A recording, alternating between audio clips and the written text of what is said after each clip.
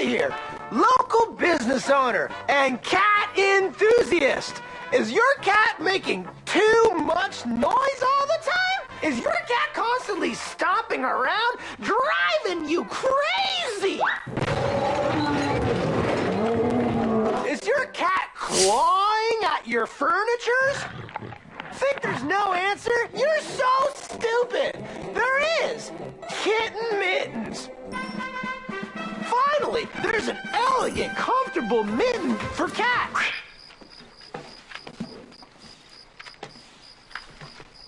I couldn't hear anything. Is your cat one-legged? Is your cat fat, skinny, or an in-between? That doesn't matter, because one size fits all. Kitten mittens. You'll be smitten. So come on down to Patty's Pub. We're the home of the original kitten mittens. Meow.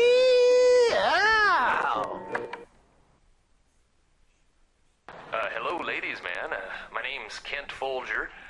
Let me tell you, the last time my wife and I made love was the day I got home from the Korean War. But with this Viagra stuff, we've been going at it like dogs in heat. Yeah, well, that sounds all right to me. Now, how old are you? Well, I'm 76, and the little lady is 80 years old. Yeah, well, that's disgusting. No. That is not good. I'm sorry. But I must say, after all those Viagras I just took, it doesn't sound that disgusting, you know. Now, how's that 80-year-old ass on that old lady?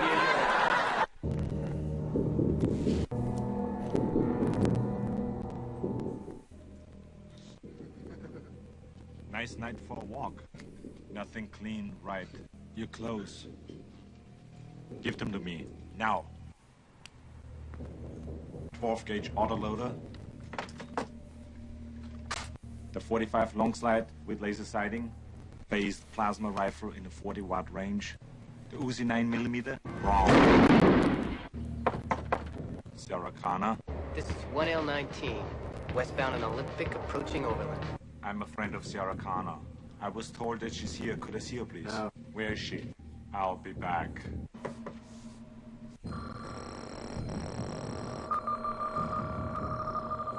Fuck you, asshole. I love you too, sweetheart. Give me your address there. Get out. Spock, sabotage the system. Spock, restore the atmosphere. Spock, sabotage the system. I wish I knew what to do. Observations, Mr. Spock. Okay, can we have line 193 again with sabotage and sabotage? I don't say sabotage. You say sabotage. I say sabotage.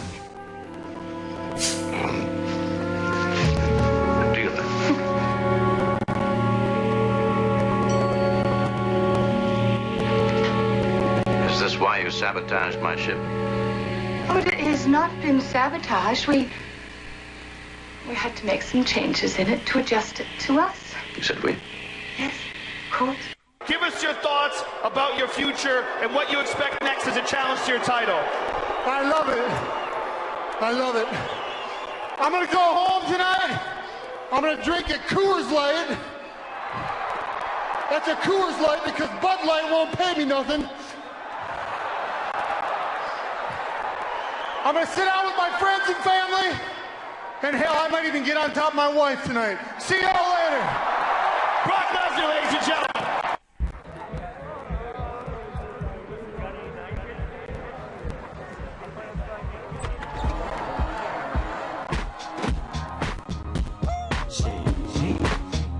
Aftermath.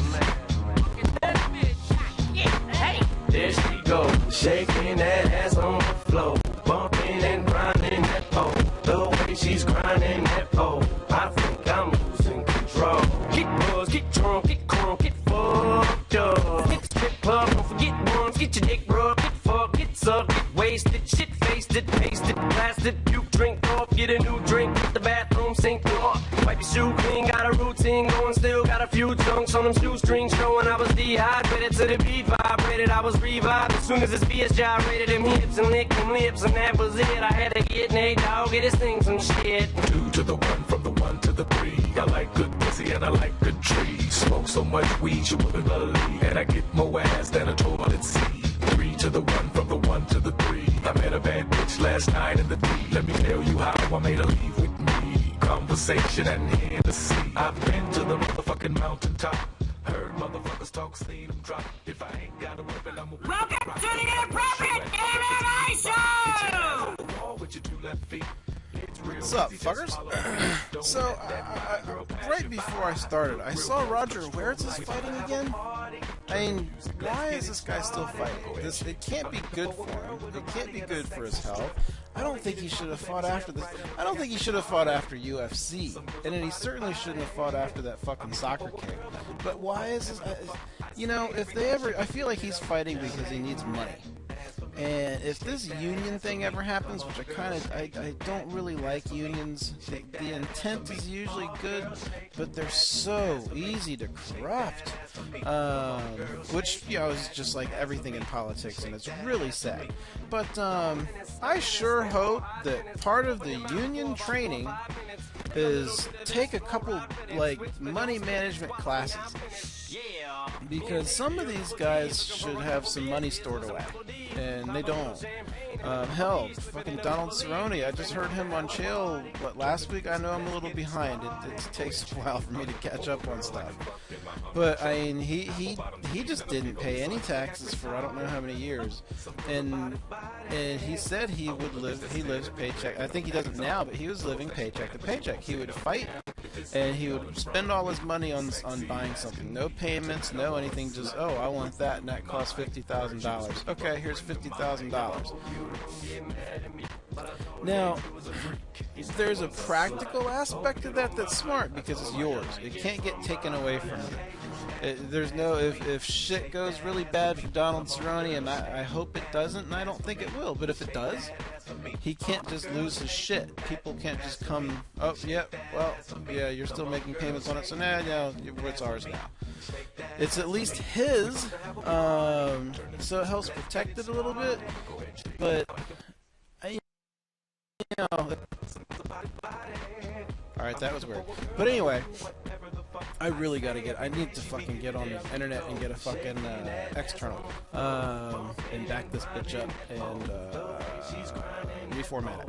And I need to try out Windows 10. Maybe I should do that before I reformat it and see what the fuck Windows 10 is about. But anyway, it's just one of those things where just do better. Yeah, Donald, like, oh yeah, we're talking about Donald Cerrone. It's just, you know, that's not the best way to go about things. So yeah, so I don't know what the fuck is happening there, but he's fighting in one again at some point coming up, because apparently he's there. So there you go. Now, getting on with things. Oh yeah, there's a fight this weekend too. You know, I don't know what the fuck UFC's thing is with making these fight night, what is it, 75 I think, or is it 74? Oh no, it's 74. These Sunday fights, man, first of all, I don't like them. I don't want to be up until 2, 1, whatever the fuck it is, on a Sunday night. It's not what I want to do. Okay? But at the same time, there is a zippy chance that I'm going to watch the fights over SummerSlam. Okay, because SummerSlam is going to be some badass shit. But we'll you know what? Fuck it. I got the fights in front of me, so let's talk about the fights. I don't even know who some of these fucking people are. So they're doing this from Canada on a Sunday. I think the prelims start at 6, maybe? Hold on. Actually, I can look on my TV. Guide.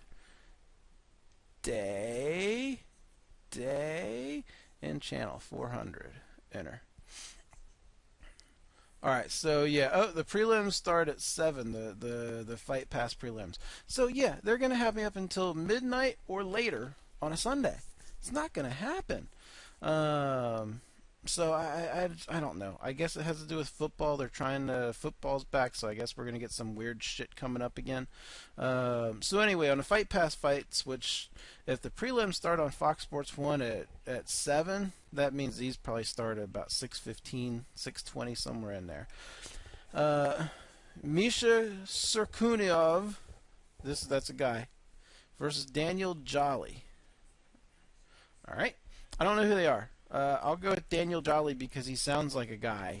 And Miesha doesn't, even though Miesha would probably like kick me in the face and knock me out.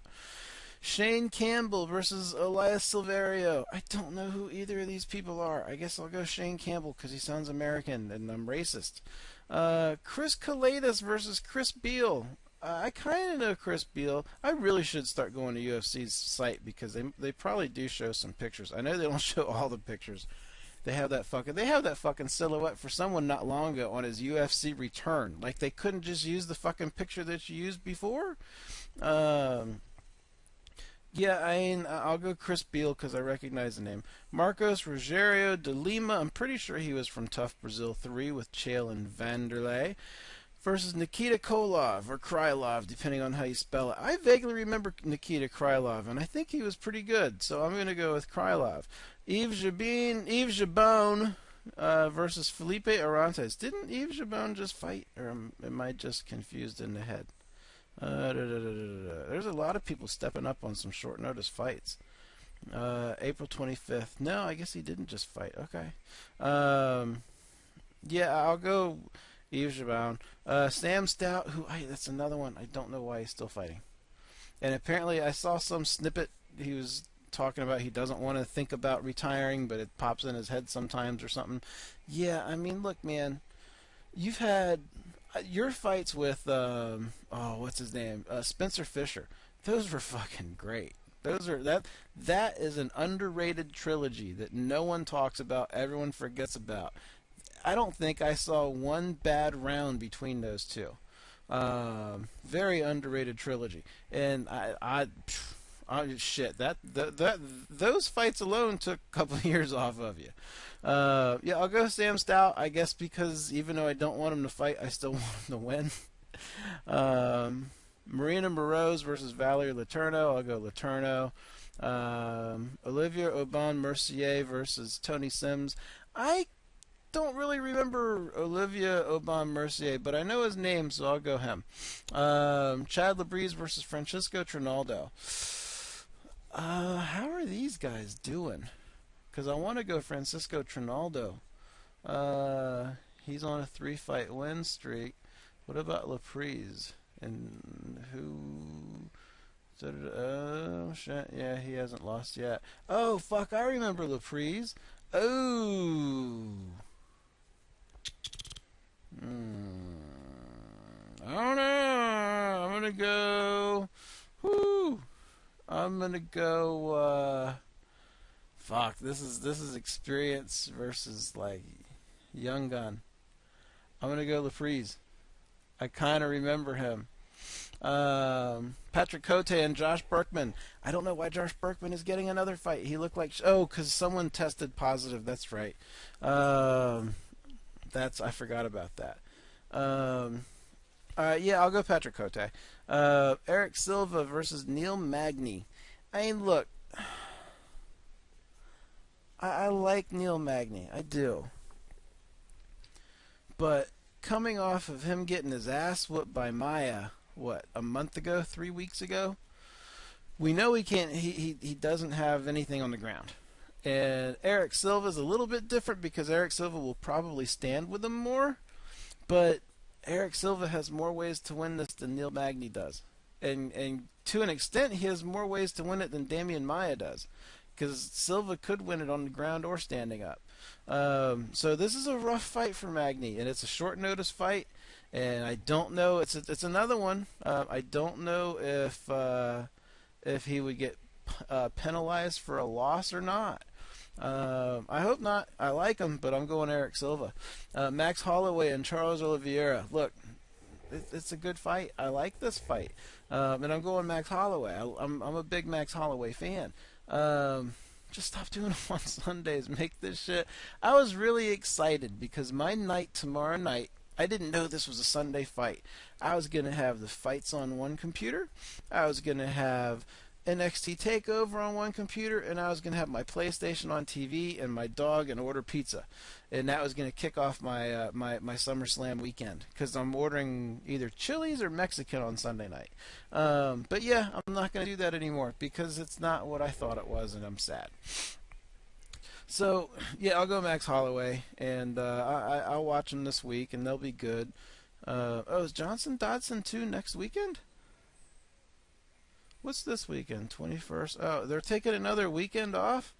What are they doing? Like, you guys fucking make 8,000 fights in one weekend, and then you take weeks off. It's fucking annoying. And you know what else is fucking annoying? Okay, let's go into this one. Ronda Rousey. So I wake up this morning, and all of a sudden I see Holly Holm is going to fight Ronda Rousey at UFC 194. You know what? Let's go over, or maybe it was 195. Let's go over the announced fights real quick. I don't know if I brought it up last week or not because I was kind of elevated. But UFC 194, you got Weidman and Rockhold as the co-main event, and the main event will be Aldo versus McGregor. If Aldo shows up, no one really knows what's going to happen. But yeah, I remember the time when they would go weight class, and they don't do that anymore. They did this, I think they did it for McGregor's last fight. They made him and Aldo the main event, and who was it? It was Lawler and McDonald was the co-main event. I think it was Lawler McDonald, yeah. So, yeah, I don't know what happened to those days, but apparently those days are gone. Also at UFC 194, and this is one of those fights that I love and I hate because I want both of them to win. Jacare Souza and Yoel Romero. I don't think Jacare Souza should have this fight. I think Jacare Souza should be where Luke Rockhold is, but I'm not the person who decides this shit, clearly, and we'll get into that in a little bit. So, yeah, Jacare is going to fight Yoel. It's going to supposedly be a #1 contender spot. I say supposedly because sometimes that doesn't mean shit. UFC 193, I don't know what the main event's going to be, but they got Bigfoot and Hunt 2, which and this is going to be in a stadium in Australia. So this is their big stadium show. So they're going to have. I'm wondering if this is going to be Fedor's fight back.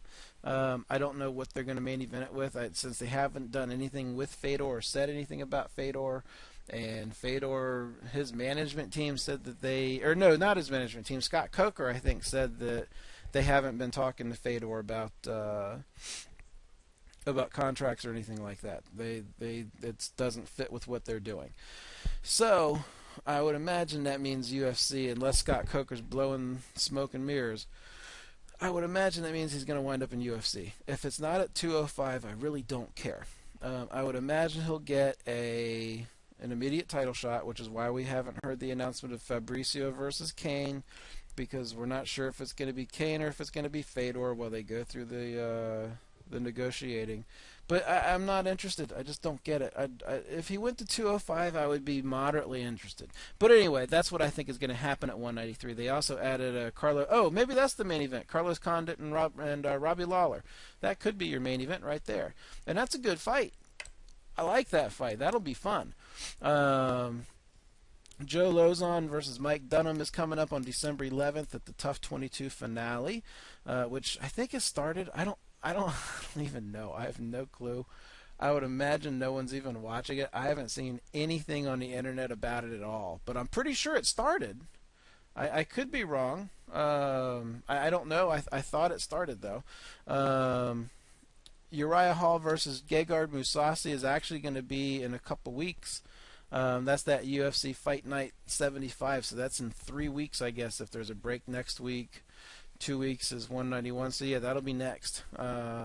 So short notice fight, and then they brought up UFC 195, January 2nd. Okay, here's the thing. Oh, first of all, the rumored co-main event, which this is a mistake too. The rumored co-main event is Claudia Gadelha versus Joanna Jędrzejczyk. Okay.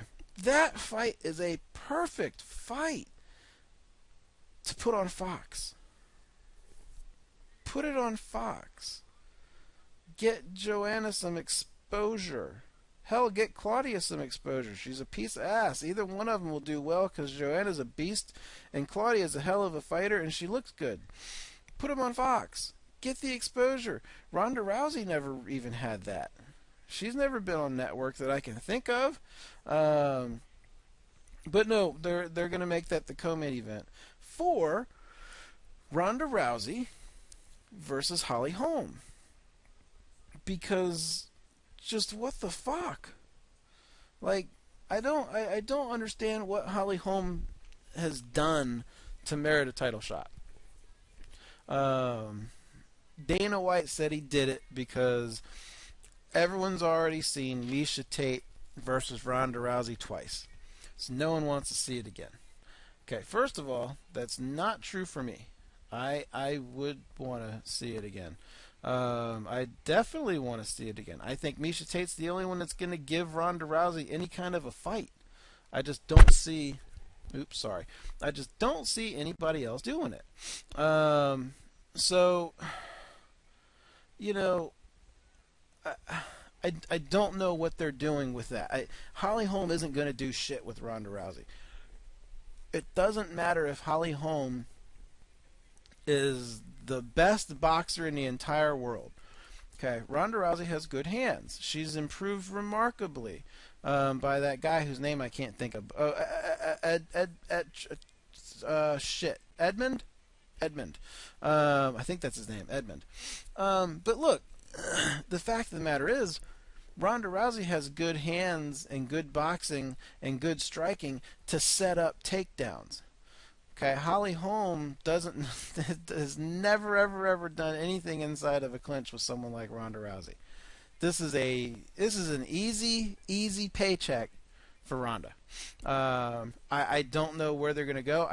For a while I thought maybe Miesha was in on it, and Miesha and Cyborg. I was back to thinking Miesha and Cyborg were going to kick off the 145 division. That's not going to happen. Miesha Tate, let me see, I have it somewhere. Miesha Tate is kind of pissed because she'd already started training. Let me see here. Where is that? Did I open the link already? No, I didn't. Hold on. Yeah, let me open that. And let me open up... I don't need to open up Dana White's thing. Let's just open up Miesha Tate, because I only read part of it. Down. Extremely disappointed in how the events unfolded this morning regarding the news that I will not be fighting Ronda Rousey. I was told after my last win that I had earned the title shot. Yep, everyone was told that. I've already begun training for Rousey, and I was shocked to hear the announcement this morning. I regret this not only for myself, but my team's sponsor... Oh, shit, I just fucked up. But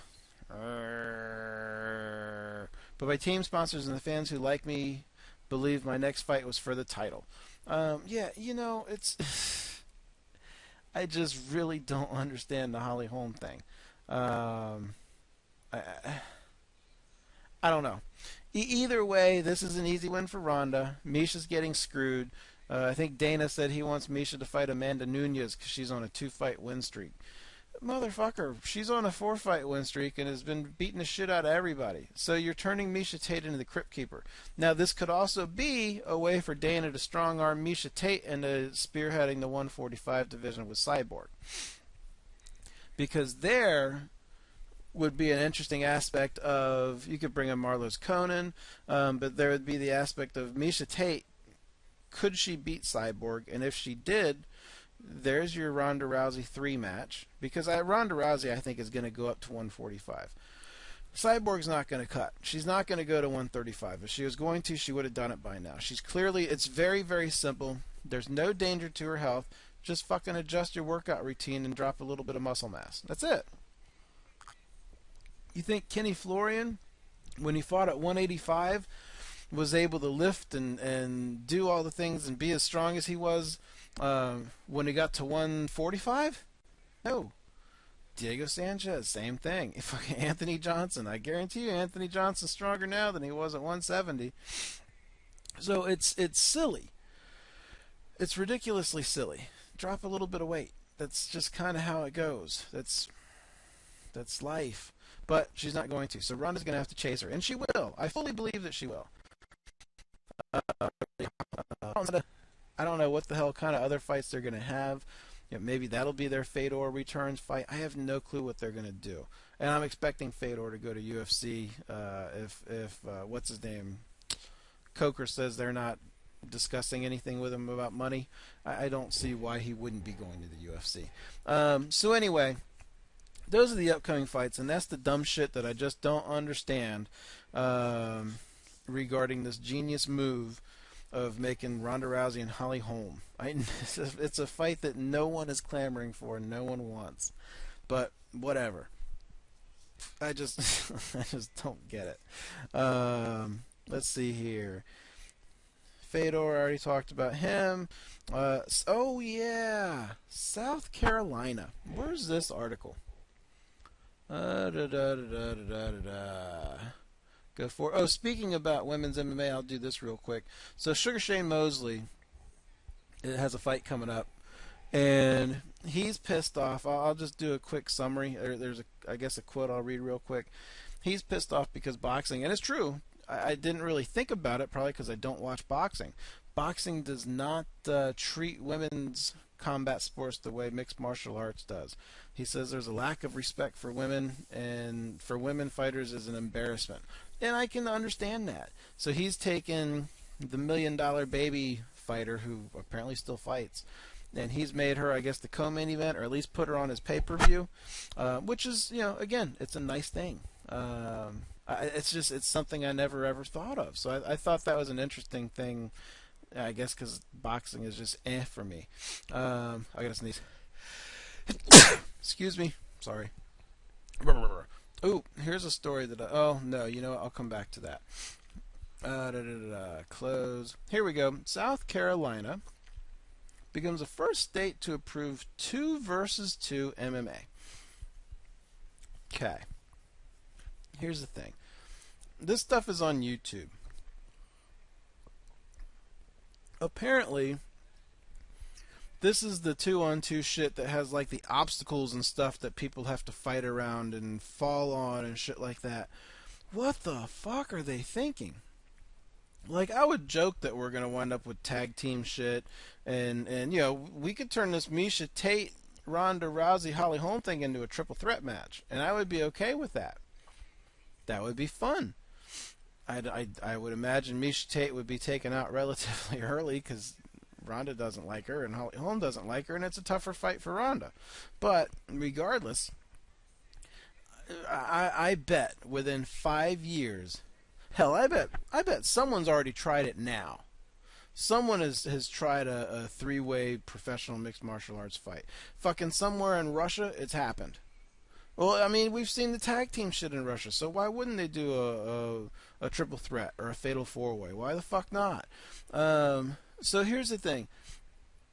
South Carolina, unlike many jurisdictions that have a defined list of combative sports commissions can approve, South Carolina has taken a more open-ended approach, defining regulative combative sports as any professional sport where participants intend and actually kick, punch, and use other techniques to injure or disable an opponent in an event or exhibition before an audience or on a platform, a pad, or in an area surrounded by ropes or other markings.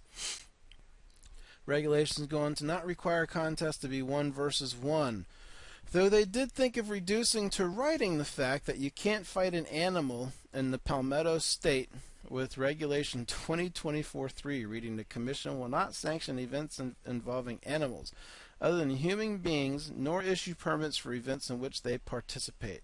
So that's good to know that you can do this crazy kind of shit, but you can't fight, a cat or a dog.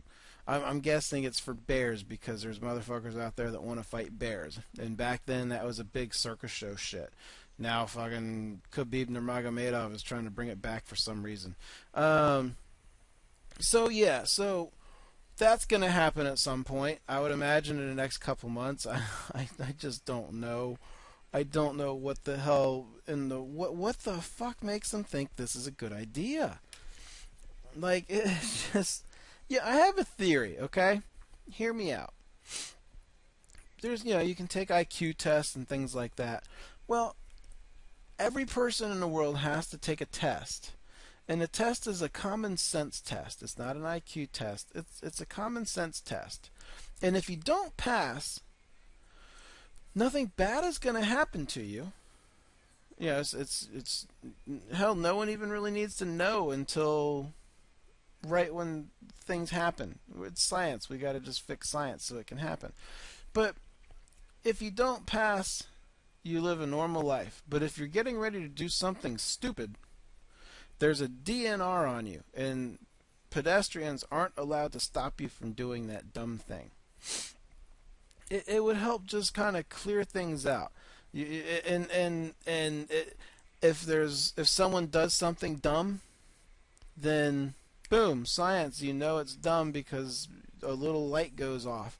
And there's a DNR. You're just done if you're done. It would thin out the herd. We have too many people on this planet. We need to. You think they're not looking actively for like other places to live for a reason these days? It's because we have 8 bazillion people on this planet and we're running out of room, and we're just not thinning the herd like we probably should be. Maybe this is good. Maybe this South Carolina thing will start thinning the herd. Let's see. I don't know why that's still in there. I talked about the union last week. I brought up Chael Sonnen. I wrote him down. So, apparently, around the time Anderson Silva's trial ended, he tweeted out one more time. And everyone thought he was talking about Anderson Silva. He said he wasn't. He said he was talking about his cousin's baseball game or something. Yeah, something with the Little League World Series. So, he did call out Anderson Silva, though, regarding his response. And this is off of MMA Mania. Okay, it says, guys who dig their heels in and come out and deny and lie and refuse to admit the findings of the test have always been treated more harshly. In Anderson's case, he went down swinging all the way to the end. The defense was silly and ridiculous. I'm just not sure why he thought he needed to put it up there. These tests are bulletproof. It was found in his system, and that's the end of it. The reason why it was in his system is simply irrelevant. Guys that end up in the spot, and I'm one of those guys, I can tell you from first-hand experience, like to make a big case and a big show about why it was in their system. But look, guys, it's pass-fail. You took it and you competed. You're in violation. I think ethically he had the right to turn in the free market or black market if he's trying to heal his leg. What he cannot do is also compete.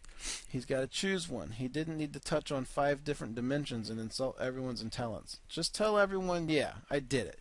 And he's right. I mean, I think he learned that the hard way. Now he's got to live with dick jokes the rest of his life. But he did that to himself, so oh well. But yeah, apparently he's not setting up. Now it would be quite interesting if UFC were able to set that up. Chael would be out of suspension, I think, by UFC 200. So he could go again. So because I think his suspension started in like April or something. So he's said numerous times recently that he's retired. So I don't know. Who knows? Chael Sonnen likes wrestling. He could easily just be saying that shit just to say that shit.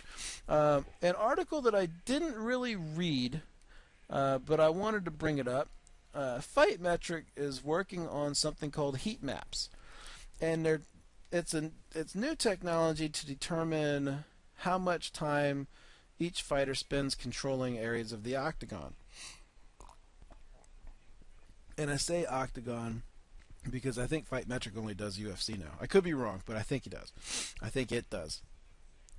It's a way of plotting that on a graph or plane so you can display frequency of time spent in a position in an easy way for people to consume, which is interesting. They have little diagrams that show, it looks like they did it with Conor McGregor and Dennis Seaver, and it's interesting because you can see, this is on mixedmartialarts.com, you can see a big hole on Dennis Seaver's side and just orange, yellow, and red. Well, not red, but orange and yellow.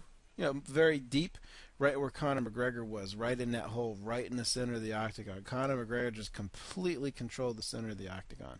I didn't even see these other ones. They had more. TJ Dillashaw and Joe Soto. So they've been trying this for a while. They didn't spend any time against the fence. This is all spent in free space. Yeah, there's really nothing touching the fence. It's all right in the middle. Kat Zingano versus Amanda Nunes is just a big red blob.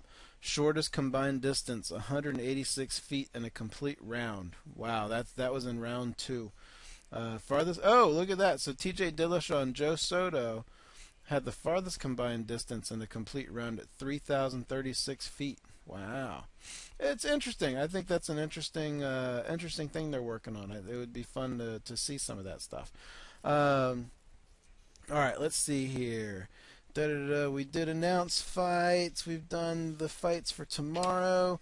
Oh, let's see here. There's a couple other things I got to go over before I switch directions.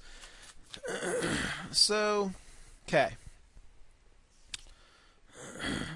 Here, let me cross you off. Well, no, let me do this first. All right. Anthony Johnson. Okay. And first of all, Bellator.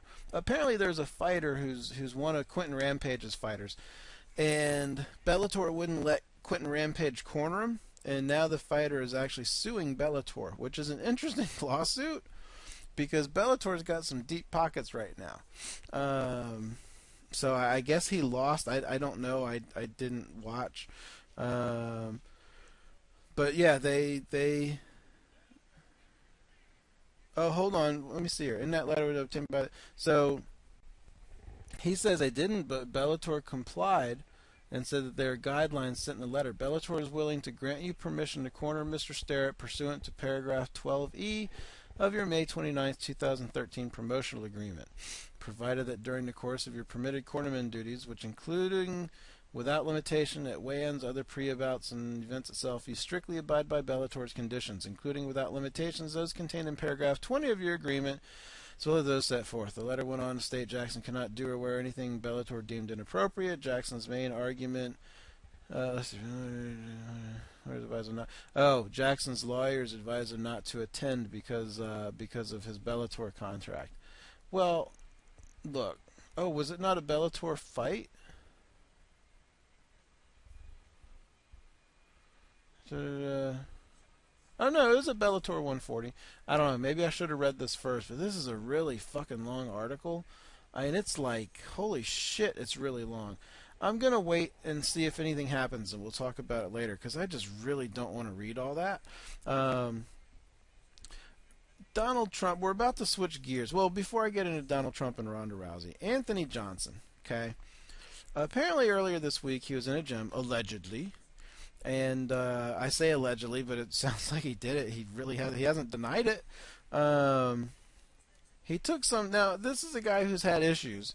He took some chick's yoga mat and yelled at her and threw it across the room. Then he tweeted about it.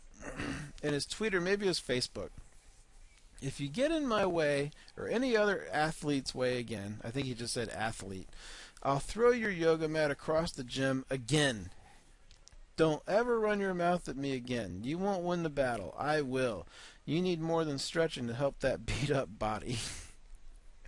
So he deleted that, and then he came back with, I'll always speak my mind and how I feel. I'm not afraid of the consequences. When people do dumb shit, it annoys me. I only told the short version. I skipped the part where she was talking shit. He doesn't have a very good history. I didn't know he had... So I thought all the charges and everything... He's been accused a few times, but I thought all the charges were dropped.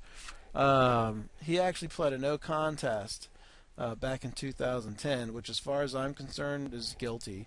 And then another chick just didn't press charges, but she kept her record on file. I guess she was trying to be a little bit nice. Here's Johnson's full post. I don't even think I've read this. To the ugly girl in the gym built like a bag of dried dog food, this is for you. If you get in my way again, or any other athlete way again, I'll throw your yoga mat across the gym again. Who in their right mind stretches where people are supposed to lift? Don't ever run your mouth at me again. He likes again it, I feel like. You won't win that battle. I will. So should I talk like should I get ethnic? Talking about it was rude. How would he talk? I'm trying to think of how he talks. He's very soft-spoken. Talking about it was rude. I need to work on my impressions. I used to be pretty decent at impressions. I need to work on that shit again. Talking about it was rude that I lifted next to you while you were stretching. You need more than stretching to help that beat-up body. Run to the front desk again, crying about you feel threatened and gonna go to social media. I really don't care. I've been through worse. That's an athlete's gym, not a yoga studio. We really need to get him like spelling lesson classes. That fake crying does nothing for anybody, by the way. Just like the guy said, you live in his neighborhood and you exaggerate and overreact all the time. So I guess he's got a supporter. So one more time. Don't run your mouth and don't do yoga stretching where people lift weights, or I'll snatch that mat from under you again and throw it again. Understand? Good girl. One more thing. Stop wearing sports bras when your tummy look like an old country red clay dirt road. Well, that's a new one. All right. So UFC, I guess. Let's see. Are they investigating? UFC released a statement. Yeah, where's the UFC statement? Here we go. UFC is aware of the situation involving Anthony Johnson. We take these matters seriously, and we have committed a formal investigation by a third-party law firm. We will act accordingly once we gather more information. He seems to be getting into some trouble, and I don't know. He always seems. This is the weird thing. When I see him in interviews, he always seems really nice. It's hard for me to imagine he's a dick, but apparently he might be. Which kind of sucks. I like the guy. So yeah, I don't know. I'm gonna reserve judgment a little bit longer, but it's getting really hard to not start just calling this guy out and disliking him. I'm trying not to, but he's not making it easy. This didn't make it any fucking easier. Now, Donald Trump. Okay, here's the thing. We're doomed. Okay, our nation is doomed. Our fucking choices next year is going to be Donald Trump and Hillary Clinton. Okay, now I have a clip of Hillary Clinton. Let me pull that clip. I haven't even really heard all of it. I just have it. Okay, this is Hillary Clinton talking about if she wiped her email servers. I don't know that I'll play the whole thing. It's like a 2-minute clip. We'll see.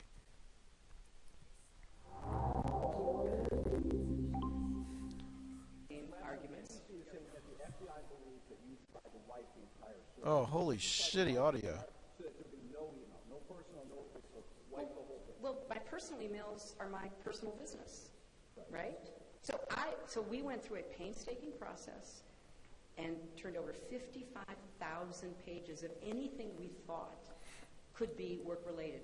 Under the law, that decision is made by the official. I was the official. I made those decisions. And as I just said, over 1,200 of the emails this have already audio been sucks. Not work-related. Now, all I can tell you is, in retrospect, if I'd used a government account... This also isn't the one I thought I pulled. Let's the one I thought I pulled started with it. Let's let everybody in America see what I did. I have no idea. That's all I can say. So he's asking about wiping her hard drive. I have no idea. That's why we turned it over. What, like with a cloth or something? I don't know how it works digitally at all. All right, I can't do that audio anymore. But for fuck's sake, there's people out there that think she really doesn't know what he's talking about when he's asking about wiping her hard drive. What do you mean, with a cloth? No, not with a fucking cloth. Politicians, you're so shitty. This is the one thing that Donald Trump has going for him. He's not a professional politician. The problem is, he's an asshole. He's an arrogant prick who won't stop talking about women. That's a big problem. Just shut up. I mean, for fuck's sake, stop. He's talking about Heidi Klum. Why are you talking about Heidi Klum? Why? It's absolutely ridiculous that this guy doesn't know how to talk. If he's our president, I could deal with him for a year. Anything more than a year, we're going to be at war. And we just will. And he would be a hell of a cabinet member. He'd be a treasurer. Fucking A. Put him in charge of the money. Why the fuck not? Listen to what he says about money. The guy's knowledgeable. But yeah,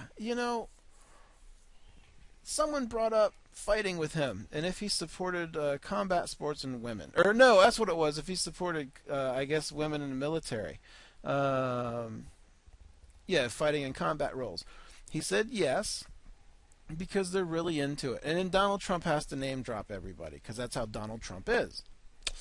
I tell you what, I know some women who are just... Ronda Rousey is an example. I should have pulled the audio. Is an example. Who likes me? Because he has to tell you who likes him, especially if it's someone famous, because it makes him feel good. He's really insecure. I take her on my side as an example. So the answer is yes, I would. Well, Ronda Rousey was asked about it. Ronda Rousey said, I wouldn't vote for him. I wouldn't trust the guy with running my country. That's all. I'm not going to get into the specifics of it, but I don't want a reality TV star running my country. There's some points there. I don't have a problem with a reality TV star running the country if he knows what he's doing. Donald Trump he just doesn't know how to talk. He does not know how to talk. So Donald Trump just really he needs to relax. Stop talking about women. Stop talking about Megyn Kelly and period blood. Stop calling chicks pigs and whatever the fuck else you're talking about. That's not how a leader of a country should talk. That's like the shit that like you would expect. Iran doesn't even talk that way about women. I don't think I've heard the president, Jabab or whatever the fuck, however you say his name. Pretty sure I haven't heard him talking shit about all the pig women in his country. So just stop. It's just you don't need to do it. All right, let's see here. Here's an article that I've had for a while that I keep forgetting, and I just thought it was funny. It's right out of the textbook of just stupid excuses. So here in Durham, Duke University, I'm right in the research triangle. Oh, right where I live in the #1 rated place to live by Money Magazine. We'll talk about that shit too. Duke University is about 30 minutes away, maybe. Someone hung a noose up there months ago. And there was a lot of talk about racism and this, that, and the other. And they found out who it was, but they never released his name. I think they were going to kick him out of school. But they decided not to. Okay.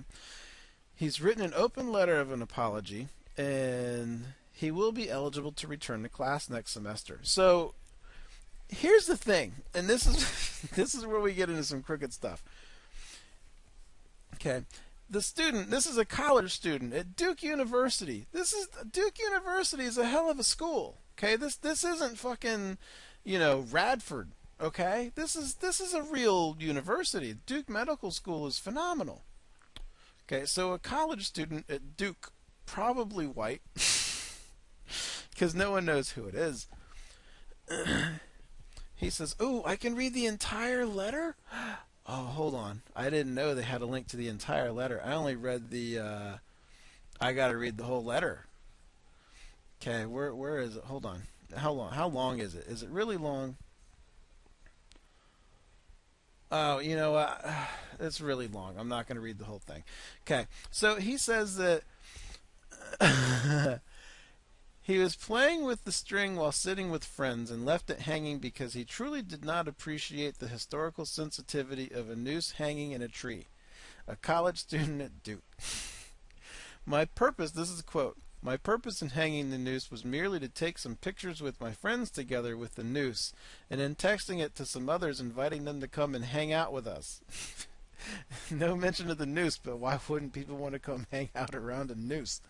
Because it was such a nice day outside. If there was ever a pun with unintended consequences, this was certainly one. I mean, this is just right out of the, oh gee, I'm sorry, I'm so stupid. I didn't really mean any of that. Can I just, be free? Is that okay? Oh, thanks, guys. That's great. Come on. You don't fucking know what the hell a noose is doing and why people would find it offensive hanging from a tree? Or hell, scary? Just come on, man. It's ridiculous. I had some friends. They're not really friends anymore. We've talked about them. The wife, I can't stand his wife, and Bubbles, who used to work with us. I don't talk to people in general. So since he doesn't work with us, I just don't talk to him a lot. But I pulled up to their house one day, and it was Christmas, and there's I have a picture of it. there's a stuffed dummy hanging from a tree. The face had a black ski mask over it. The hands had black gloves over it. So it just, and wearing jeans and boots and a sweater. So all you see, and I think maybe a hat. I don't remember if there was a hat or not. But all you see is a hanging body with what appears to be black face and black hands. So I called him out on it. Like as soon as I got there, I was like, "What the fuck is this?" And oh my gosh, I never would have thought that. And even the neighbors who were black were like, "Yeah, we kind of wondered about that. Like, how does that not come into your head?" So I don't know. Now that particular person, you've heard me talk about her, is really selfish. So it could be something to do with that. But yeah, I mean I guess that shit can kind of happen. But it's just really, I don't know, man. I thought it was funny. I might have to read that. I might have to read that little letter later. Here's another miscellaneous. The world's biggest human rights group wants to legalize prostitution. So apparently we have Amnesty International, the UN, the Human Rights Watch, the World Health Organization, and other global groups that argue the best way to protect the safety of people who sell sex is to legalize the industry. Why not? Having sex is legal. Selling things is legal. Why can't you sell sex and have it be legal? It seems if we're really in a free trade that would be legal. Again, we're not hurting anybody. This is like weed. I mean, it's stupid. I guess it's going to be the next weed. I've always kind of thought, just what the fuck? Why not just fucking legalize it? But what the fuck do I know? But yeah, so that's coming up. I'm very curious to see if this is going to be some global thing that they're going to start punishing people for treating hookers poorly. I don't know. So we'll see what happens there. They're going to try to persuade governments around the world to legalize prostitution. Why not? Let's see here. In Texas, police search a woman's vagina for marijuana. A spring woman claims sheriff's deputies violated constitutional protections by conducting a body cavity search on the concrete of a Texaco gas station parking lot. 20-year-old black lady, says African American, but I think that's stupid. 20-year-old black American, that's what I should say, not black lady. Was driving in northern Harris County around 10:30 when a male deputy pulled her over for running a stop sign. Said he smelled marijuana, handcuffed her, put her in his vehicle, and searched her car for almost an hour. He didn't find any pot. Well, most people would probably say, okay, you're free to go. Returning to his car where she was held, he again smelled weed and called in a female deputy to conduct a cavity search. Okay, here's the thing. If you can smell weed that much, if you can smell weed that's up her vagina, either your nose is really, really good, or she's got a lot of weed up in her vagina. She protested. Okay, so yeah, they put. Okay, so put her. Okay, female. They called in a female deputy to conduct a cavity search. When a female deputy arrived, she told Corley to pull her pants down, but Corley protested because she was cuffed and had no underwear on. The deputy ordered Corley to bend over, pulled down her pants, and began to search her. Then, according to Kamek, Corley stood up and protested, so the deputy threw her to the ground and restrained her while another female was called in to assist. When backup arrived, each deputy held one of Corley's legs apart to conduct a probe. I want to know, I don't remember if they found weed on her or not. Incredibly, a spokesperson for Harris County Sheriff's Department told the local TV station deputies did everything as they should, and so there you have it. Now, they might have done everything as they should as far as protocol goes for searching somebody, but what in the world makes it legal for him to just order a body cavity search? Keep in mind, it's under Texas law that it takes more than 4 ounces of marijuana to bring a felony charge. So yeah, this is for like a misdemeanor, unless 4 ounces is a lot. That's a lot of weed. I don't think she had that much weed in her vagina. Let's see, did we get to that? Even at, you're supposed to have a warrant for it too. I'm skipping ahead. I'm looking to see. It doesn't say if I don't see anything. This is in Washington Post. I don't see anything that says if she had weed or not. But still, regardless, that's a long way to go. And also, speaking of weed, Oxycontin is now legal for kids. Because what the fuck? I mean, we're talking about a government that won't give people fucking the Charlotte's Web weed and Charlotte's Web strain of everything to treat their seizures and stuff. Weed, something that's not addictive. But no, let's put them on Oxycontin at a young age, and let's make them dependent. And then let's make the kids that they have babies dependent. The kids that they have babies, let's rephrase that. Then let's have the kids that they have become dependent. I mean, come on. We're so fucking doomed on so many levels. There's so much fucking crookedness everywhere. I had to fucking call the government today. I got hung up on twice. Then I was given the number to call that I needed to call next. That was a number that didn't work. It was the wrong number. These are the people that run our lives. Okay? These are government workers. We're fucking screwed. We're so screwed. For fuck's sake, we're screwed as shit. I mean, we really, really, truly, I really, truly don't think we stand a chance. I just don't. I just don't. Regal Cinema. Regal Cinema is now searching people for guns. Here's the problem. Okay. I understand the thought process here. I understand why people don't want guns around. Okay? I disagree. I don't think it's going to work. I don't think anything that you want to do is going to work. It's going to make things worse. But I at least understand why you would want it. Why would you want to do something like that? I get it. But it doesn't work. Here's the thing. There's a note on them. I saw it when we saw Mission Impossible last week, or maybe it was 2 weeks ago. They have a sign on their windows that say, bags are subject to being searched. Bags. Just bags. So if you're going to carry a weapon, the little 16-year-old who checks in your movie ticket isn't going to be able to find it if it's not in your bag. Okay, so you can get a holster, stick it in your pants.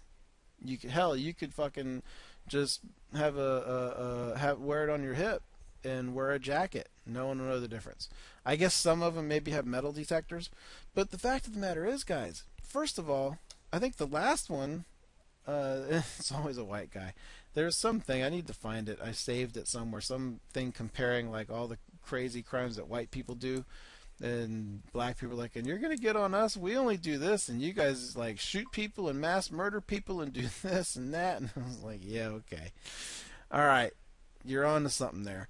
But the what was I talking about? Oh shit. What was I talking about? Well, we're screwed with Oxycontin. I don't remember what the fuck I was talking about. Guns. That's what I was talking about. Guns and Regal. Yeah, look. The last one was a machete. Okay, I would rather have my gun if someone has a machete, because I don't really want to get close enough to get hit with the machete. I can shoot him with a gun like from a lot farther away from him. So it doesn't work. The bad guys are going to have the guns. You got to look at it. You have to take your emotion out of things to really, really see things that are going on. You can't be emotional. You have to look at it from a practical aspect. You have to look at it like a Vulcan. Okay? And I know I look at things a lot differently than most people do. I've heard it my whole life. But that's how I see things. Take your emotion out of it. Just look at it from the practical aspect. Pretend you're not afraid of guns. Pretend you know all about guns, which you really should. It should be taught in schools. Safety. Gun safety should be taught in schools. I bet people have no clue what to do if there's a gun around. I bet they have no clue how to... You got to learn what to do when that stuff is going on. But yeah, it just doesn't work. You can't... The guy who wants to shoot everybody is going to shoot everybody. That's just how it's going to work. There was another shooting, and I think they were blaming it on terrorism. In like Paris on a train, some guys shot up a train, and then some passengers took them down. You can't rely. You can't rely on other people to do stuff for you. You can't say, oh, there's a bad guy in my home who's probably going to have a gun that you're not going to have because they're banned and they're illegal everywhere, and think that if you call the police, and the police station is 5 minutes away, and maybe there's a patrol car driving around, but who knows what part of the town he's in, you can't expect him to get there before you could get shot.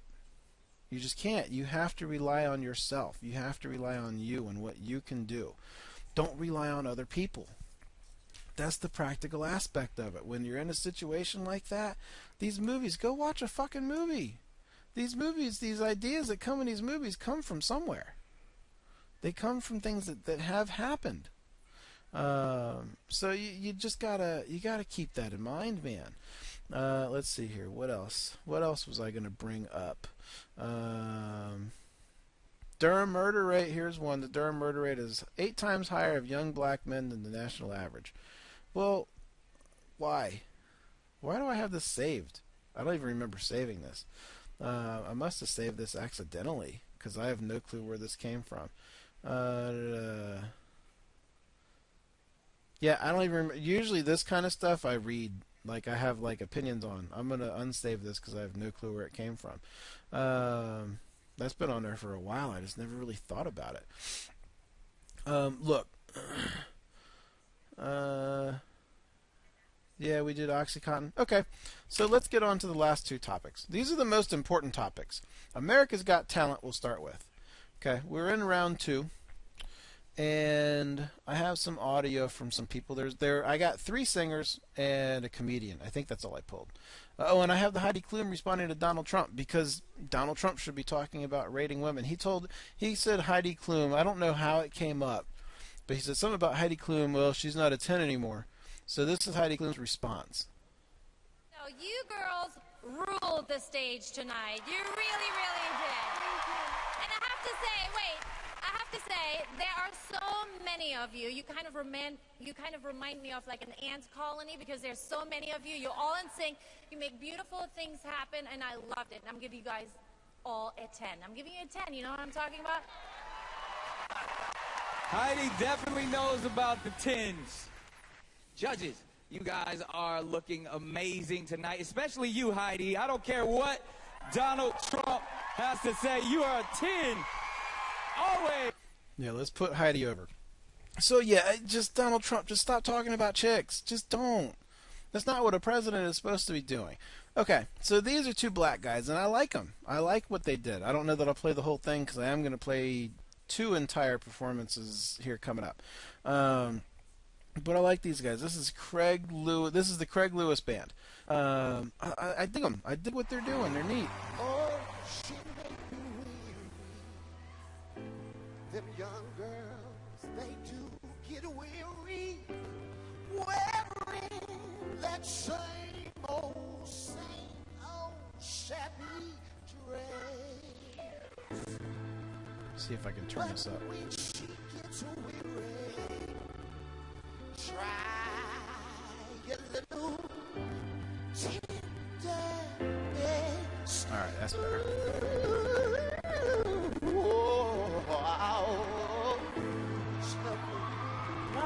When she gets weary, try a little tenderness. Oh.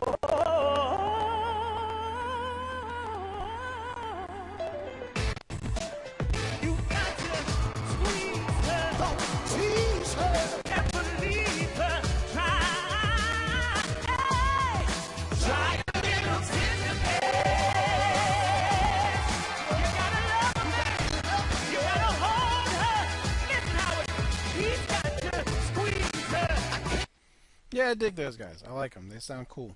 This is like a 13-year-old, 14-year-old opera girl. Holy shit, does she have a voice? This is Ariel Barrel.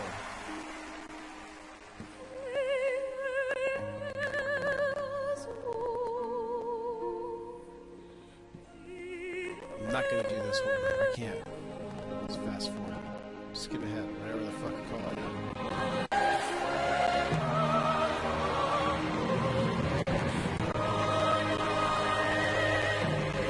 She got like background singers and shit. She was good. She sounded really good. Now this is Mike Kaplan. I'm gonna play his whole set. And you know what? I'm just gonna play it. Just listen to it. I like this guy, but just listen to it. Thank you so much, everybody, everything. I didn't watch the last guy, so I have a great water act for you. What did he do? I have a ladder involved. It's so wonderful to be here at Radio City. Such a major venue, so much security. I had to come in. They asked me, am I bringing in anything sharp? I was like, just this outfit. Hey, do I win? We're having a fun time. Okay, let's warm into it. Here we go. I do not want children. Let me finish. To exist. And I'm not saying if you have children that I want them to stop existing unless that's what you want. I'm on your side, whatever you want. And the kids will be really into it. Who doesn't love disappearing? Magic, right? When I was a kid, oh boy. When I was a kid, I was not a comedian. I loved telling jokes, though, so I'd go up to kids individually, and I would tell them, because I didn't know you could just gather millions of people in front of a TV. That would have been a lot faster. But as a kid, I would go up to kids individually, tell them one joke at a time, and here's the joke I would tell. I would say, hey, somebody called you an owl. And then the funny part would be when they were like, who? Who? Who? I would laugh in their face, they would punch me in mine, joke over, right? We all had fun. One time it backfired. Kid didn't answer right, though. I was like, hey, man, somebody called you an owl. And he was like, why? Is it because of the way I laugh? Then his head spun around and he ate a mouse. So weird, true story. Now I'm a grown-up, I'm a comedian, and as the law states, we do have to tell one joke about airports, so here's mine. I was at the airport going through security. There's a guy in front of me with a container full of pasta, separate container full of sauce, and they're like, you can't bring that through because it's a liquid. And he's like, but it goes with the pasta. So they say you can take that, pour it into there, mix it all together, then bring that whole thing through. That's what our government said. They were like, we think that might be an explosive liquid, but we're pretty sure that pasta will counteract it. You know the rules. Separate, suspicious, together, delicious. Go on through. If it rhymes, it's true. Wait, that outfit's a little too sharp on you. Guys, thank you so much. My name's Mike Kaplan. I love you all, including everybody. I think he had a nice recovery. The judges really talked him up. It wasn't his best set. And man, did he struggle at the beginning. He was making jokes and references about earlier, like he mentioned the water person, and that was from the jet ski guy who was on earlier. And he mentioned something else that was on, the ladder guy. So he was making little references, but man, it just wasn't working. I don't know if he was going too fast at first and people were missing it or what. But I thought he recovered nicely. And that cannot be an easy thing. I can't imagine being on stage and doing fucking stand-up. Like, look, I can do this show and I can talk, and I know people listen, but I don't have to look at them and, like, expect a reaction. If you don't react, I might be back here laughing like a fucking cavalcade. I laugh my ass off at the cavalcade. It puts me in a good mood for the show.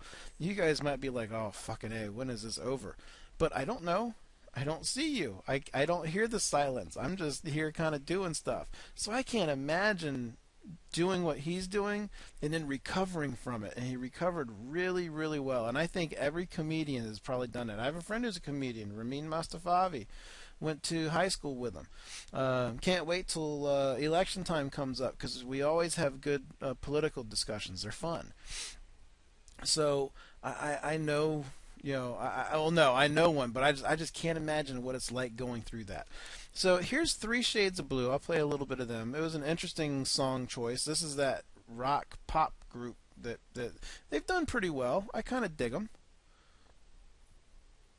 Did I pull it in? Oops. Hold on. I'm not. There we go. Got it. This time.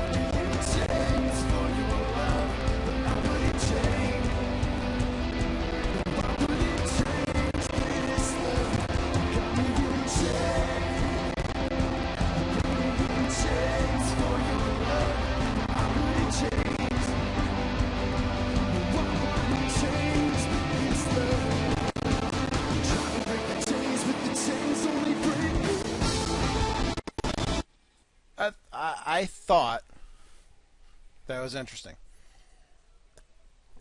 Excuse me. I thought that was an interesting little cover they did. So I actually don't know who made it through.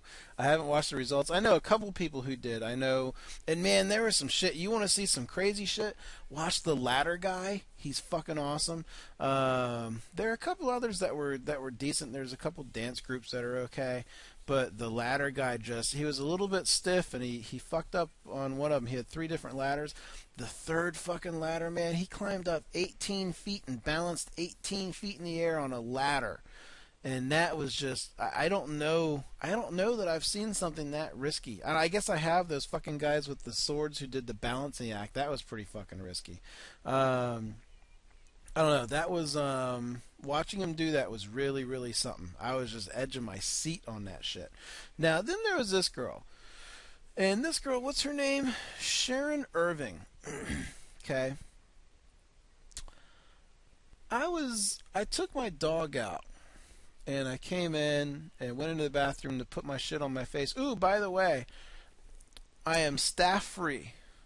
Staff is gone. I wound up with 2 new warts that they froze. I'm a little pissy about that. But at least I don't have staff anymore. So if I can get this wart shit under control, maybe I can start rolling again. But anyway, so I was putting shit on my face. And I heard the contestant going. And I remember thinking, wow, this is really something. This is a musical act that no one, certainly tonight, had. This was really, really a strong performance for me.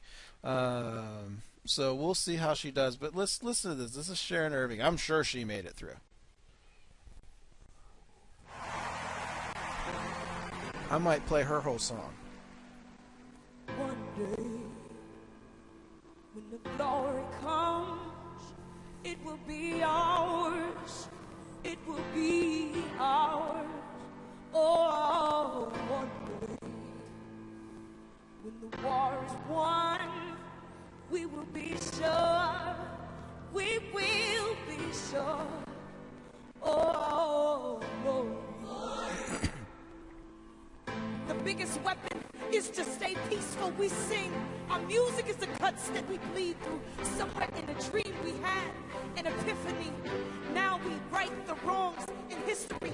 No one can win the war individually. It takes the wisdom of the elders, young people's energy. Welcome to the story called victory. The coming of the Lord. Eyes see glory.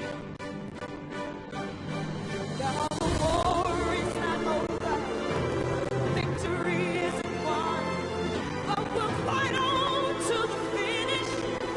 Then when it's all done, we'll cry glory, oh glory, oh, yeah, yeah, yeah, yeah. One day, when the glory comes, it will be ours. It will be ours.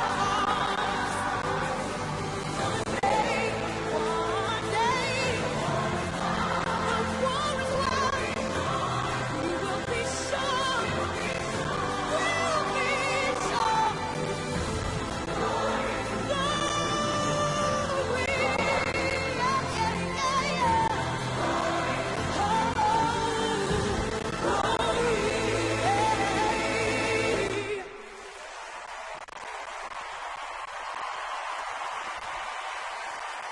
Hey YouTube, did you like what you just saw?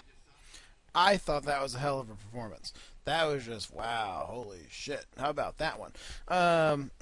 So yeah, that was, it was, you know, I fucking love this show. There's only going to be, there can't be more than 4 or 5 weeks left. And then of course Stern's leaving, so I'm curious to see who they bring in place of him. But yeah, so that, I don't know, start watching it, man. They have some really cool fucking shit. And some of the magic. Penn and Teller Fool Us is another great fucking show if you like magic like I do. I fucking love watching magic. They got some cool shit on that show too. Alright. Oh, you know what? Real quick before we get into WWE and SummerSlam and all that fun shit. You know, Apex, North Carolina is where I live. and it was just voted number one in the, I guess, in the country by Money Magazine. It's a nice place. I like living here. I kind of dig it. Next town over is Holly Springs, and I work in Holly Springs. I've got a little bit of roots in Holly Springs to an extent. It's a nice town. I used to want to live there. I don't anymore. They've ruined the fucking roads. And if they didn't ruin the fucking roads, they might have been number one. Because a lot of times Holly Springs, I think, has been number one in Forbes, maybe. It was somewhere. Raleigh is a relatively booming place, and part of that is the Research Triangle I was talking about earlier. We got Duke, UNC, and NC State right all around each other, and there's a lot of fucking stuff happening around here. But here's the thing. I fucking hate driving through Holly Springs. You can't fucking turn anywhere. There's no left turns. You can't make left turns like in a lot of places where you want or need to make left turns. They don't let you. They build these ridiculously long medians. They have a whole stretch of highway where you can't make a left turn into the giant shopping center or a left turn out of the giant shopping center. You can only make right turns, and if you need to turn left into the shopping center, like if the shopping center is on your left, you have to make a U-turn. They have these super U-turns. You have to make a U-turn and then drive down the road and then turn into the shopping center. They built a fucking baseball stadium. So that was on the bypass, by the way. That was on, there's a road called 55. It's the main road in Holly Springs. And there's a business and there's a bypass. So the bypass is where everyone went to hurry up and speed things along. Then they built this shopping center with no left turns, and now you can't really drive through the bypass. It's ridiculous. So people have to take the business side of it.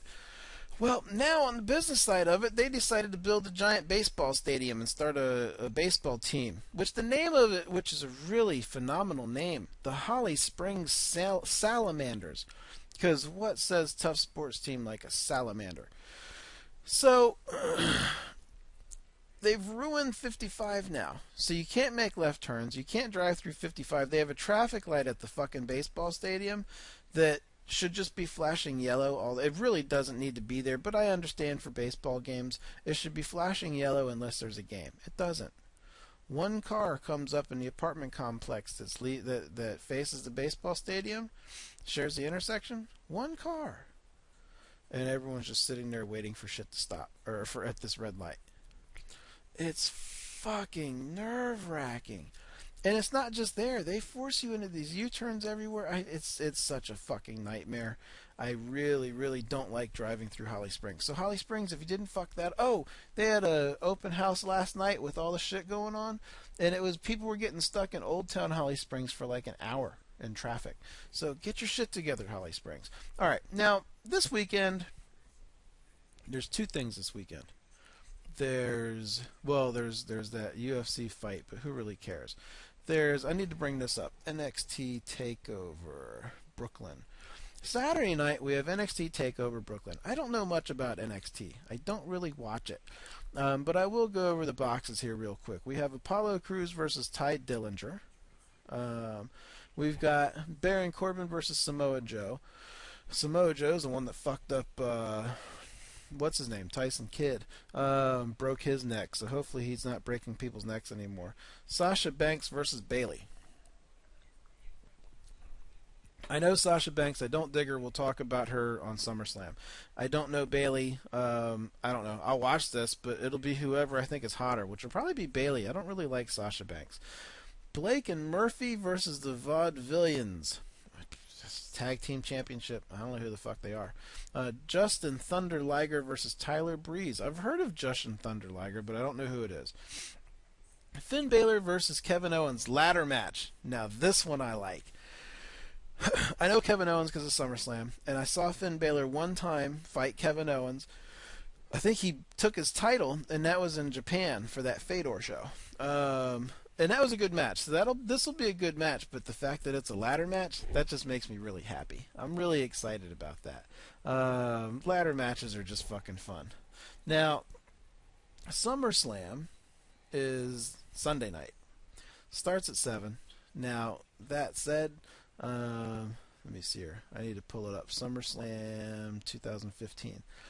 Pre-show will start at 6. I'll be watching WWE all day. I'll watch SmackDown in the morning, and I'll probably just watch shit on WWE Network while I play PlayStation during the afternoon. Because I'm not going to do fuck all Sunday. I'm going to get some work done tomorrow, but I don't think I'm going to do shit on Sunday. So, well, let's go over this. Brock has been out doing some shit at ESPN. Okay? And, let me see here. No, that's not what I wanted to do. Move over. I'm just trying to move you over. Okay. So, is this the one? Okay, so here's Brock Lesnar being interviewed by a couple chicks on the most UFC. dynamic athletes. Let me see here. And Ronda Rousey comes up. Let me see here, because I wrote down what time I need to go to on this one. About 4:45. Okay. So about 4:45. Oh, there's a little bit. I think he talks a little bit about him, and I guess he was a big farmer and shit. Let's go to 4:45. 4:45. Days it wasn't for me, but I wasn't going to be the guy that quit training camp. Yeah. You know what I mean? I knew a week or two into training camp that this wasn't for me, but I stuck it out.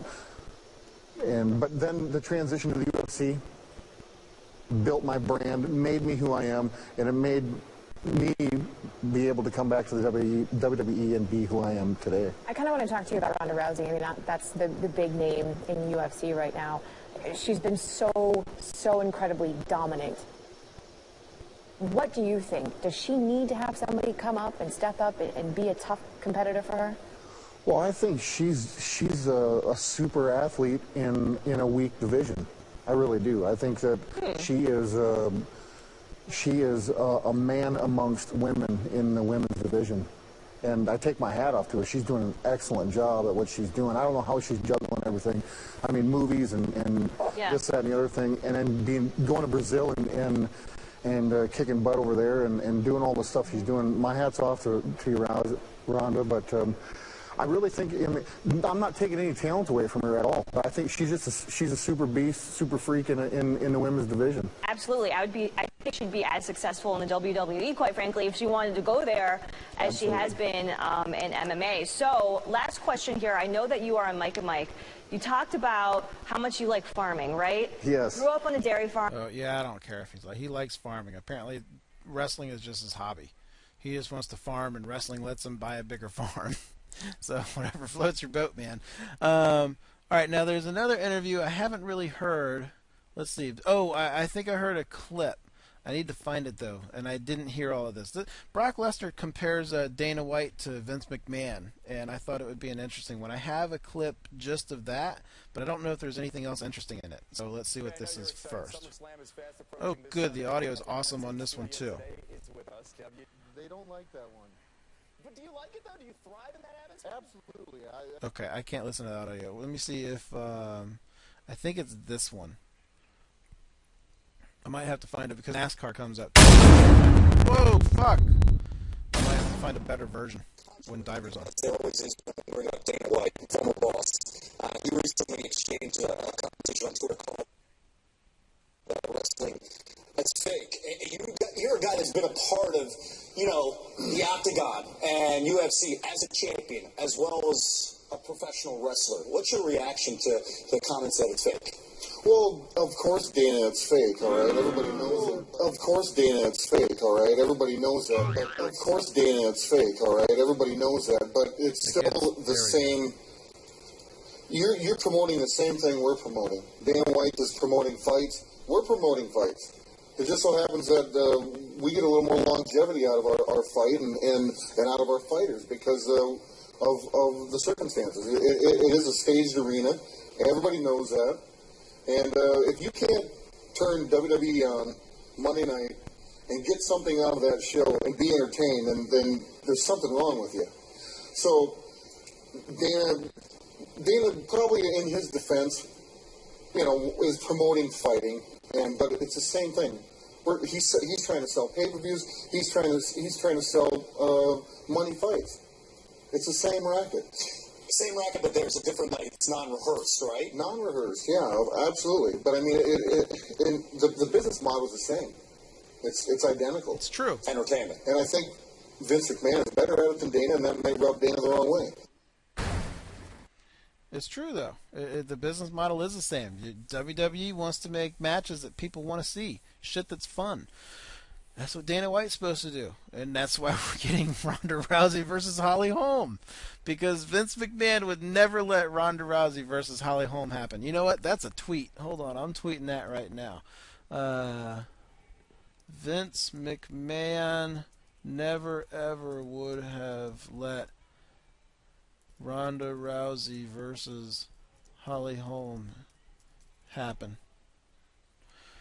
Yeah, maybe Vince is a better promoter. He would have gotten someone better. I mean, Vince would have made the Cyborg fight happen. That's how good Vince is. But yeah, the fact of the matter is, they really are the same. There's not much difference except one's real, one's not. So I want to do this real quick. Tough Enough is ending on Tuesday, and the four guys. Well, two guys, two gals, found out who their opponents are. I haven't heard this. I forgot I pulled this audio. I want to see who their opponents are. I don't know if I know who they are, if they're NXT people or WWE people or what. So I want to hear this and see who they're fighting. It's been a really fun show. You're going to have a match live at the finale. We're going to incorporate your entrance, your character, your themes, all these moves that we've worked up until now, your finishing moves. So a lot of pressure going on, right? Yeah. Live. If you mess up and fall on your face, everyone's going to see it. We're going to do the best we can to make sure that doesn't happen because we don't want that. No. And I bet that you girls thought you were working Dana Brooke, and you two were working Jason Jordan, right? Good assumption. Means you've been working with them because they were kindly enough to come take time out of their day. Okay, so it's the people they've been training with. That's nice. Okay, that's cool. Yeah, ZZ looked good against the guy he was working with. That was a good one. All right, well, good. That's good. Now, on Sunday, oh shit, hold on. On Sunday, here it is, SummerSlam. I don't know what order we're going in. I don't know what's going to be on the WWE Network. Usually, there's one during the pre-show. I still think something should happen with Lana and Summer Rae.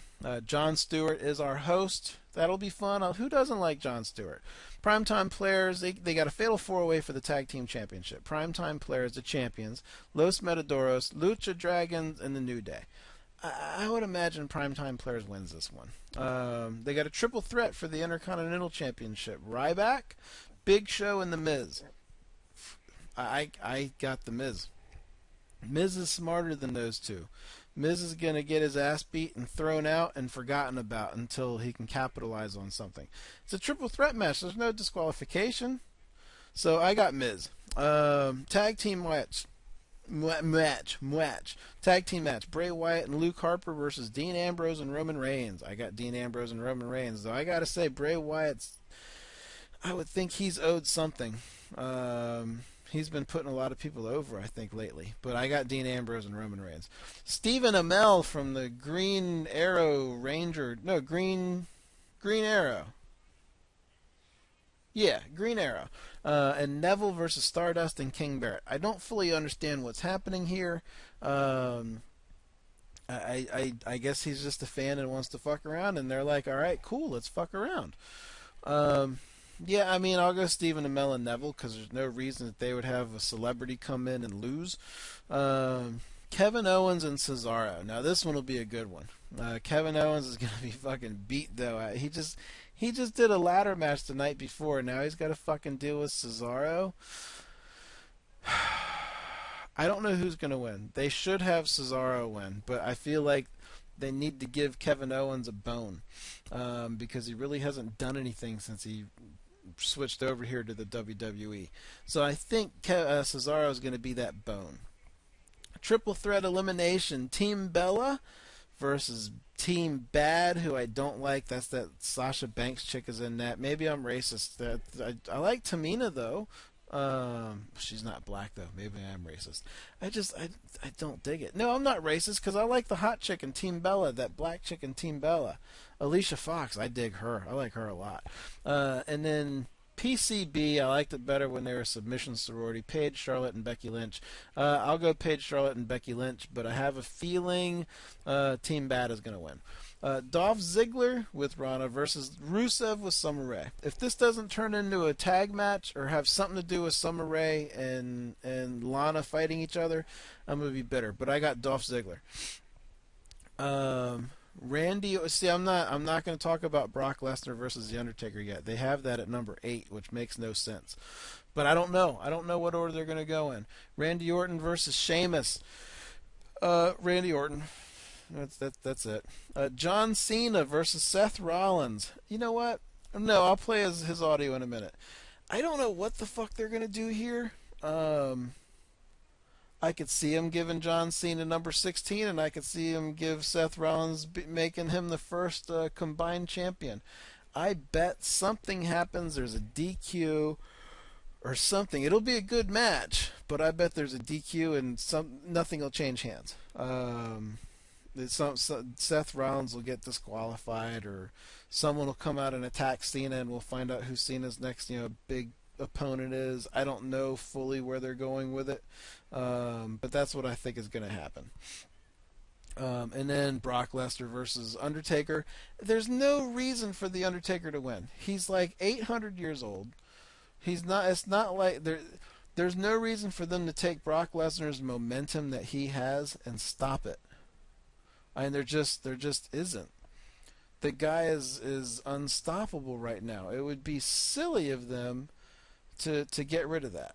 So I don't see any way possible that they could make Brock Lesnar lose. So I got Brock Lesnar. Now, let's listen to a couple things. First of all, John Cena and Seth Rollins had their contract signing. Seth Rollins had a little nice promo, and then Cena cut a little nice promo, and I'll play a little bit of both.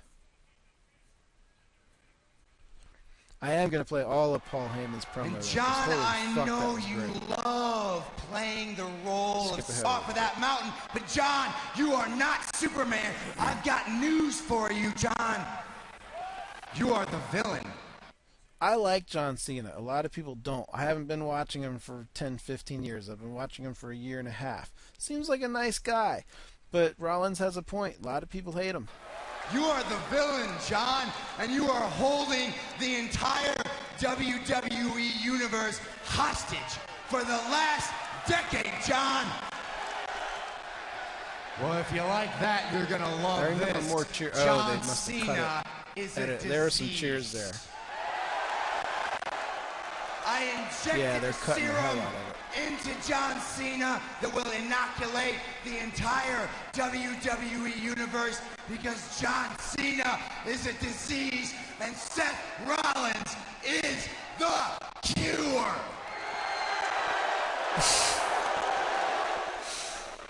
And John thinks he's the man, but John isn't even man enough to answer my challenge face to face. John went down to John Cena. He's skipping him.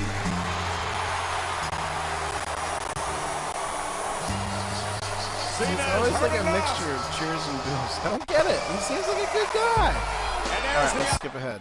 What I'm going to do to you Sunday is going to haunt you for the rest of your life. He can turn the hell out of the crowd around. Yours. I am a 15-time world heavyweight champion. Oh, I skipped part of it. Shit, maybe I should have skipped ahead. Sucks, and not a damn, and the other half, you're trying to defend champion. Yeah, I should have skipped ahead. You're trying to defend your own title reign when half of them are chanting, "Let's go Cena," and the other half are chanting, "Cena sucks," and not a damn fool in the building is saying a damn thing about Seth Rollins. He's a hell of a talker. He can get the crowd on his side. No chance in hell I was ever getting close to that championship again until Captain Morgan over here opened his big, fat, stupid mouth. Payback for me is the easiest thing ever. I show up Sunday and I do what I do. I win. I win and I become the world heavyweight champion for the 16th time.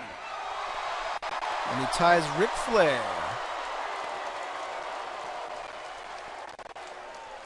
and Triple H gets mad. And this Sunday, Triple H was you lose. Mentored by Ric Flair. You lose. Because the all-time championship record is held by your mentor, a man who passed his legacy to you, Ric Flair.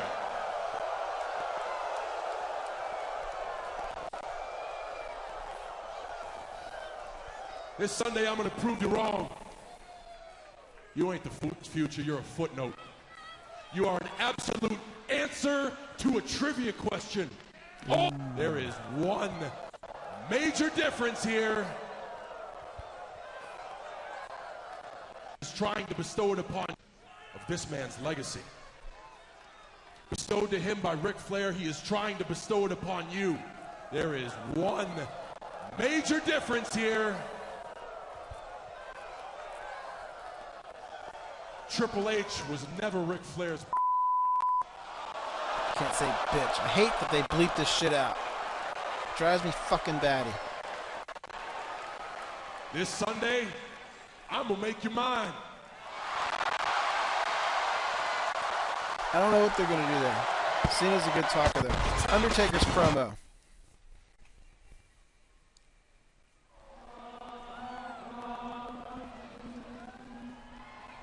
When the Reaper calls your name, there is no apology. When the Reaper calls your name, there is no remorse. When the Reaper calls your name, it's just over. Lesnar, the hounds of hell are baying for your soul, and the gates of hell are opening and welcoming you to your eternal damnation. He looks so old. Brock Lesnar, your name has been called, and at SummerSlam, you will never rest in peace. He looks kind of creepy scary instead of scary now. So look, I'm playing this whole fucking promo because Paul Heyman fucking ripped it apart. Okay, this is what ended Raw. This is what's leading us right into SummerSlam. And this Paul Heyman, fuck, he tore it apart on this one. Okay, here we go. I will skip through the cheers and shit like that. This is Brock Lesnar's homecoming here. Heyman! This is it, by the way. Ladies and gentlemen, my name is Paul Heyman, and I am your host for tonight's homecoming, for I am the advocate for the only being in history to hold the undisputed WWE Heavyweight Championship of the world, which he won from the biggest box office attraction in movies today, the undisputed UFC Heavyweight Championship of the world, which he won from the most celebrated heavyweight in Ultimate Fighting history, and the NCAA Division I Heavyweight Championship, which he won from the University of Minnesota. Ladies and gentlemen, the Beast, the Conqueror, Brock Listen to this pop.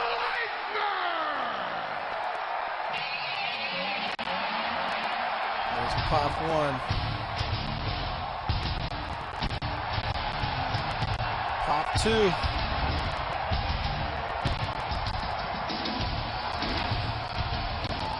I have got goosebumps. This place just exploded. What a homecoming.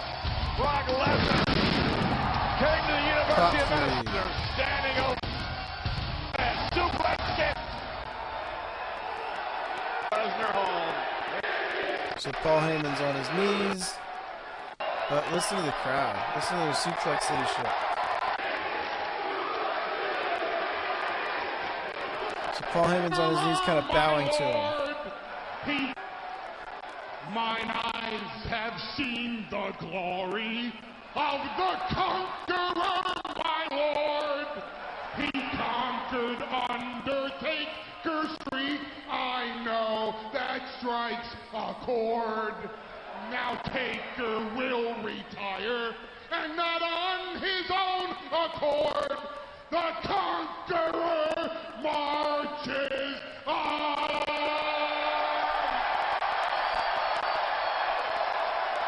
Glory, glory, Brock Lesnar! Glory, glory, Brock Lesnar! Glory, glory, Brock Lesnar! Brock Lesnar marches on!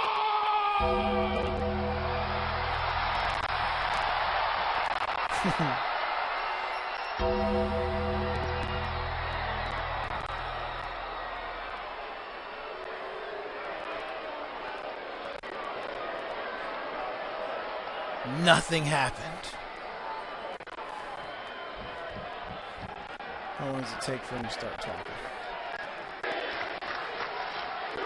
Mind tricks? There we go. Well, looky here, Obi-Wan.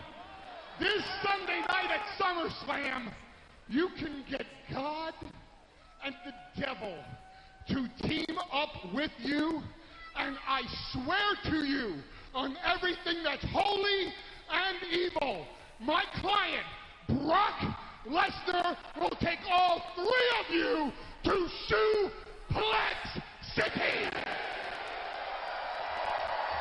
Suplex City, bitch.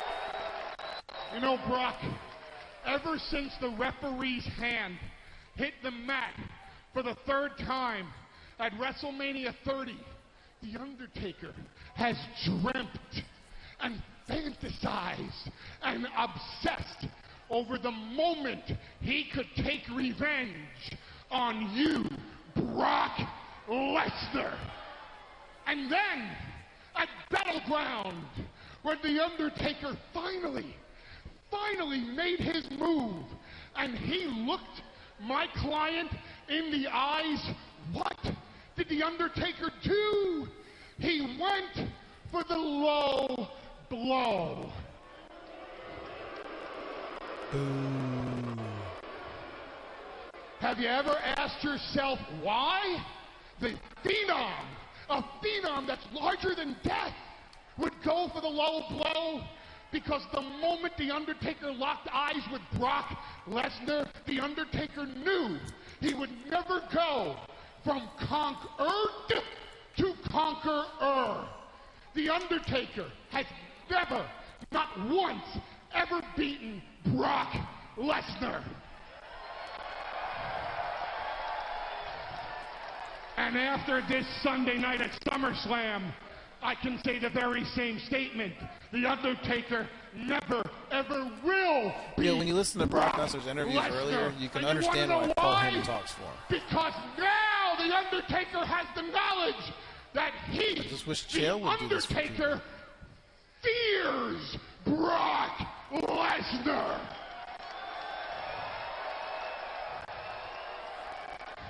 Now, I don't want any of you to think that my client is taking The Undertaker lightly.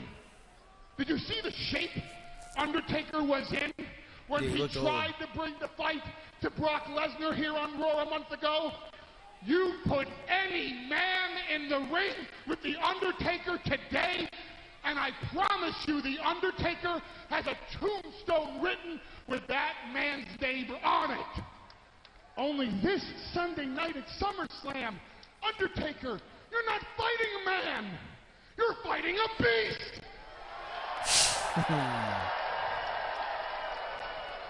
And not just any beast.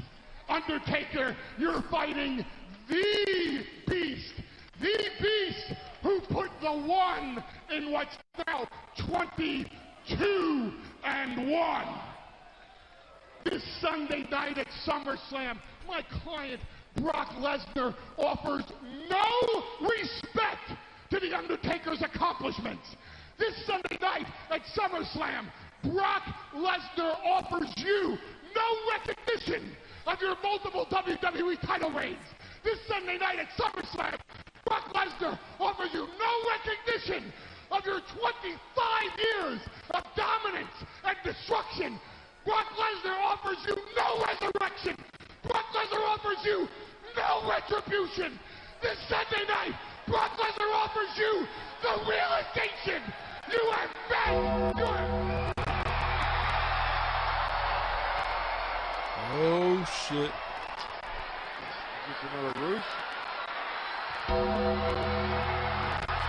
my God! There's The Undertaker, and he went low again! Undertaker takes another cheap shot, hits him with a tombstone, all kinds of shit. It's gonna be fun, man. I love this shit. I really do. It's just fun. It's fucking great. Paul Heyman's fucking phenomenal.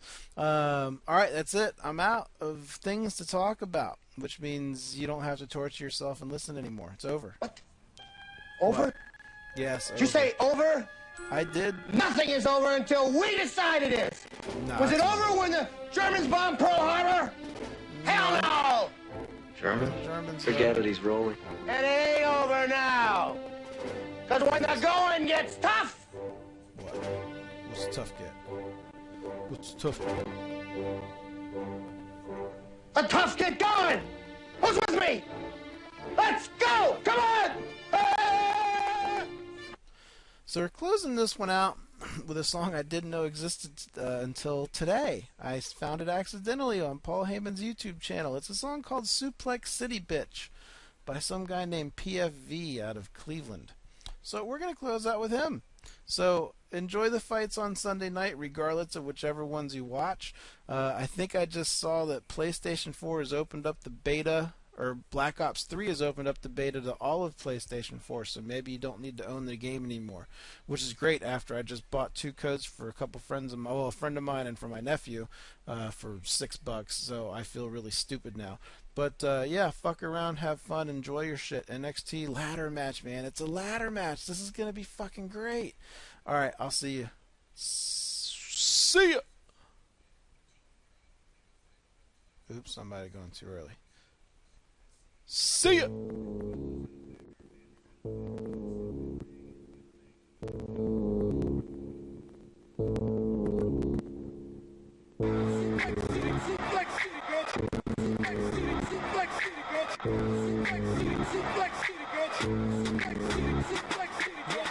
Seconds in, hit him with an F5. Hit him back so hard he feel it in the next life. Pull him over that shoulder just like a knapsack. Stocky man going down like the NASDAQ. No promise revenge. I know that I'll win and I know that I'm holding that title again. It's that Lesnar for president, no election. We dictate this ring from the start to the end. Gone. Punch him in the gut and hit him with a shoulder tug. Hey, damn. Man, you know what's up. Spinning, flipping, man, we gotta get him over up. Then we leave him like the covers, man, he folding up. First I hit him with a knee in the ring. Then he married to the sheets, let him sleep. German suplex, I make the best falling. Ask me who's next, we tell him Seth Rollins. Dong. Hit him with an F5. Hit him with an F5. Hit him with an F5. Money in the bank, now we hit him with an F5.